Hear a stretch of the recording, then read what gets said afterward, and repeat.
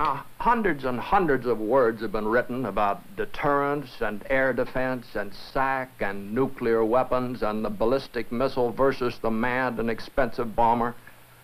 But unless you're a very careful reader and have time to think things through, the only real clear idea you're liable to get is just that you're confused, because there are just too many names.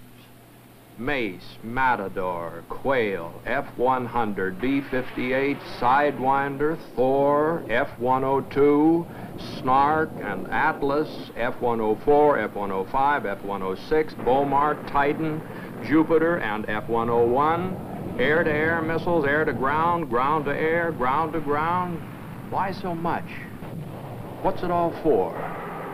How do all these weapons work together to defend the United States and deter an enemy attack? Well, I'll tell you. That is, I'll try to tell you. Now, let's begin with the heavy bomber, because I'm a little familiar with these. Now, this B-52 is essentially what the long-range heavy bomber was in World War II, only more so. It's faster, goes a lot farther, carries a heavier payload, too, with more destructive power in one B-52 than you could haul in all the B-17s, B-24s we had in 1944, because times have changed. And the bomber's speed and its altitude have been greatly increased.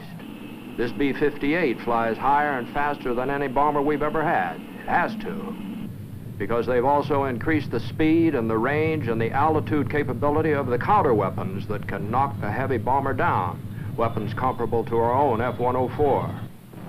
Or any ground-to-air or air-to-air intercept missile or rocket the other side might have. In fact, that's what war is all about. It's always the same old story of action and counteraction, of a new weapon designed to catch the enemy off guard and a second new weapon to counteract the first.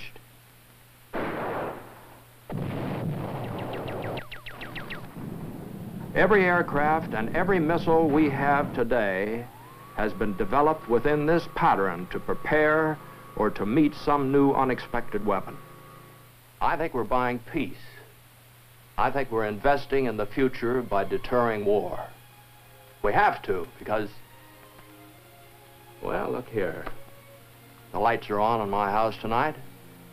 My wife and children are asleep upstairs, and we've got to keep it that way. Lights burning, children asleep, and peace and security everywhere.